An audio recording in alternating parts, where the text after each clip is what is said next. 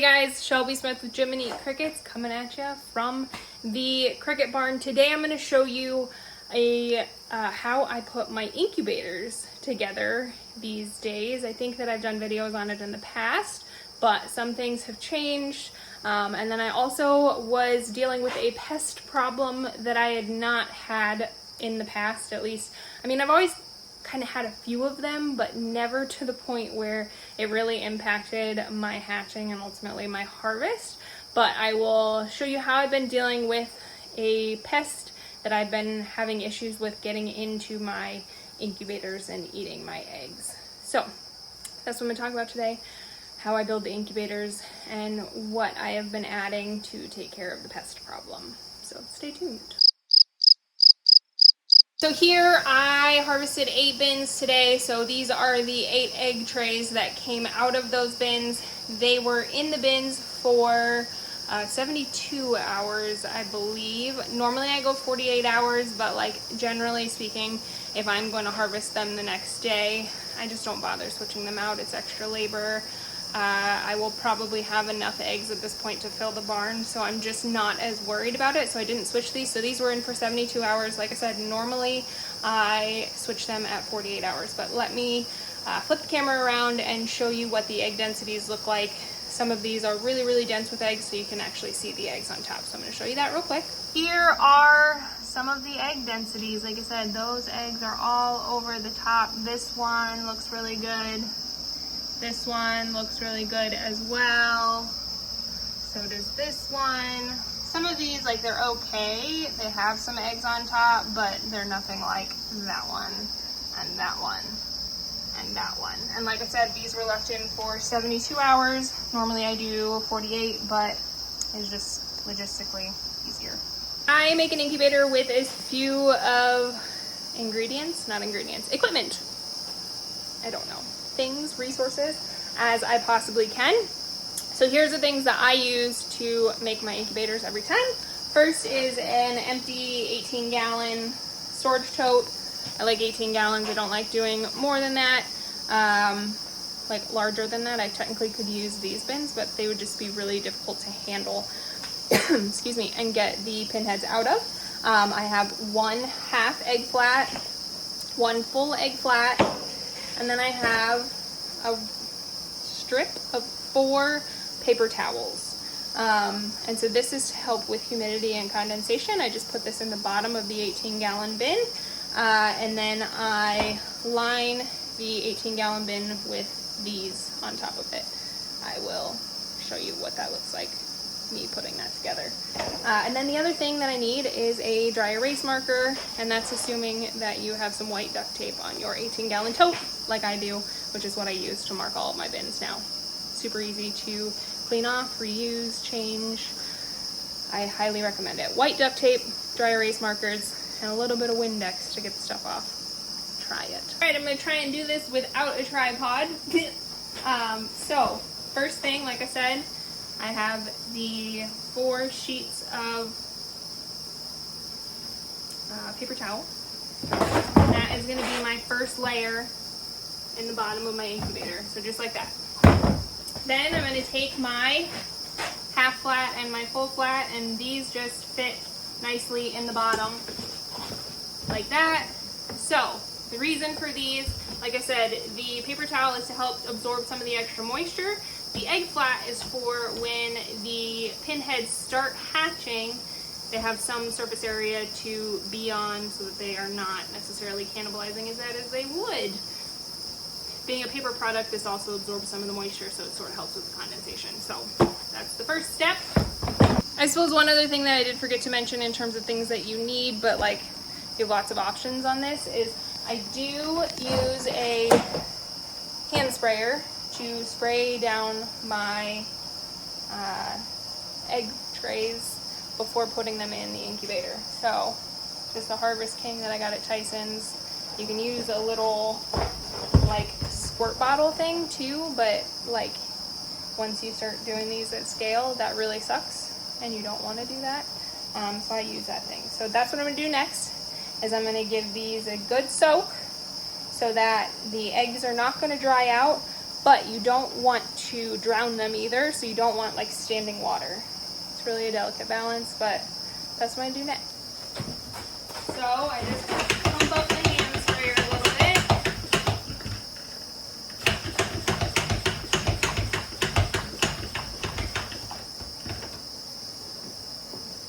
And then I give them a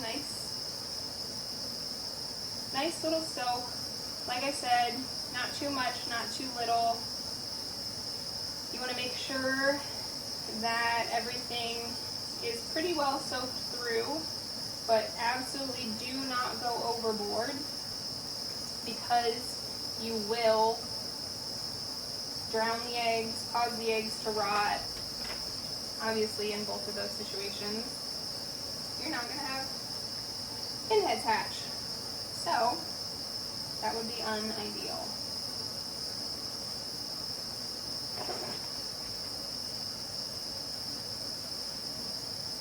Alright, at that point, I am good in terms of spraying them down.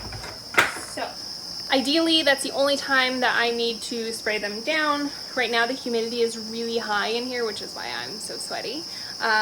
So I am fighting condensation in incubators more than I'm fighting them drying out. As the winter progresses and things get drier because the heater is running more often, I need to keep a better eye on them, and sometimes they do need to be sprayed down again, but it's just something to watch. Usually though, like I said, I only need to do that one spray and it's done for the entire incubation. All right, so the last step, and this is new, is sand. This is just play sand that I got at Menards, which is our local home improvement store. And the reason that I have been using this sand is because I had a horrible, like horrendous fungus gnat infestation in my breeding trays. It happened back in July. I don't know if they got in the substrate that I bought. I don't know. I just don't know if the conditions were perfect for them, but they were bad, like to the point where I couldn't fill this entire barn because the fungus gnats had laid their eggs had hatched, and their little larvae were eating the eggs. So it was not great, and I went on the internet to figure out a way to possibly get rid of them, and I found a few things that said use sand. So I started putting a layer of sand on top of the breeding trays before I put them in the bins. But what I was noticing is that the crickets doing cricket things kicked it all out. So it was becoming kind of counterproductive. So I decided to start just putting them in the same way that I normally would with the peat moss. And then I just put a layer of sand on after. And that has taken care of the problem for the most part. Outside of the cricket barn, I do say that it took care of the problem for the most part, and that like I've had no problem filling the barn these last 2 rounds, but I do still notice the infestations sometimes, and I don't know if it's because some of the sand gets kicked to the side and I just am not diligent enough with getting it covered up, and so the fungus gnats are able to lay their eggs. But when they do, they're really easy to spot, and so typically I quarantine or just take those incubators out because it's not worth it for me. I'm gonna have so many eggs that I'm not gonna need them that I take them out. So here's an example of one that I found this morning that was infested, and so I just took it outside and I'm just gonna dump the substrate. With this incubator, I am not worried about that mold at all. I get that question a lot. Mold in the egg flats or the egg trays does not matter. It's very natural for it to happen. What I want to direct your attention to is these orange eggs, and you can see some of those white larvae moving around. So these orange eggs, those are fungus gnats, and those hatch out. I don't know what their gestation period is. I'm sure it varies by temperature and things like that, but those were absolutely wrecking havoc on my incubators, but the sand has sort of fixed it, helped it, prevented it. But this is just an example of one that it did not work super well on for one reason or another, but overall it has helped mitigate them significantly. And so that's what I'm going to do now, is I am going to put a relatively thin, thick-ish, full coverage layer of the play sand on top of these egg trays before I put them in the incubator. So that's what I'm going to do right now. And like I said, this is just regular old play sand. So it's see anything if I put that right there. Regular old play stand that I got from the local home improvement store. I just put a blob of it in the middle of each of these. And then I'll go back and make sure I spread it out and it covers everything. This might be a little bit overkill on the amount, but you know, it's just one of those things that you saw that tray that had the infestation. I would like to avoid that as much as possible, but when I do find it, quarantining quickly tends to help.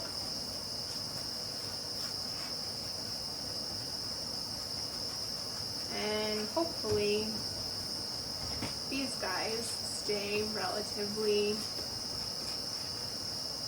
fungus gnat free, but we'll see what happens. The other thing that I did forget to mention that, you know, before I was fitting as many breeding trays into an incubator as I could.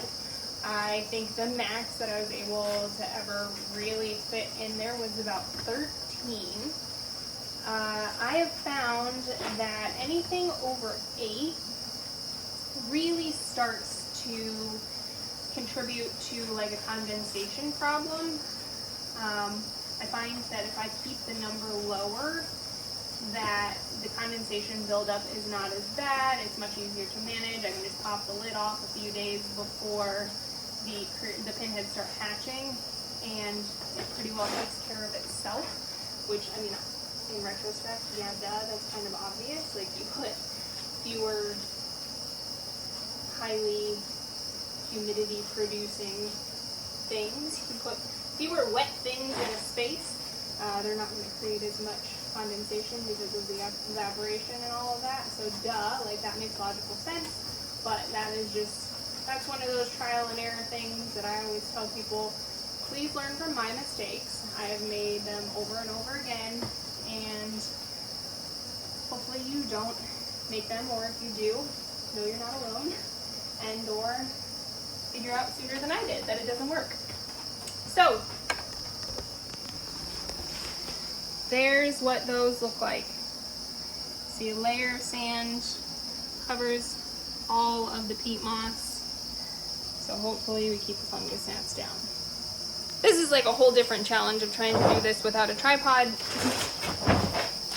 I didn't bring it, but here we are. So I'm gonna now put these in this bin and attempt to do it while holding my phone and filming this at the entire time. So if it gets a little shaky and it gets a little weird, sorry about it. So I just put them in here. I like to stagger them. They just tend to stack better. They're a little more structurally sound if I do this. So every other one goes in here.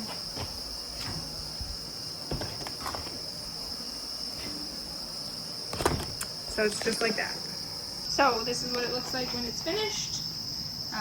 There's 8 of them stacked in there. I don't want them on top of each other, like that one butted up to that one. They just, I feel like, don't get enough air. I don't know if that's real or just in my mind. I need to get a top to put on there.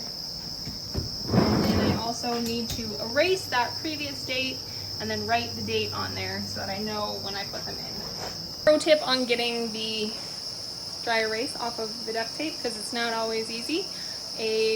Some Windex and a scouring pad, and comes right off. You can still see a little bit of the shadow, but good enough. So I'm just gonna write today's date on there so that I know when I put them in there, so I have at least some sort of prediction of when they're gonna hatch.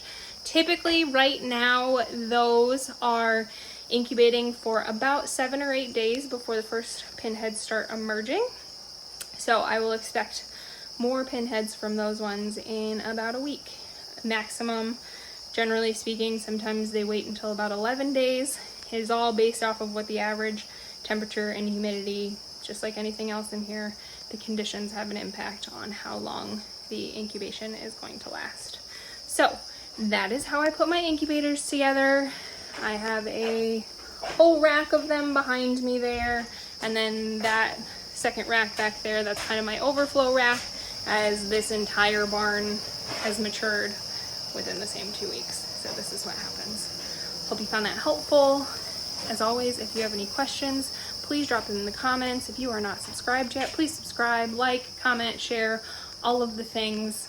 Thanks for being here.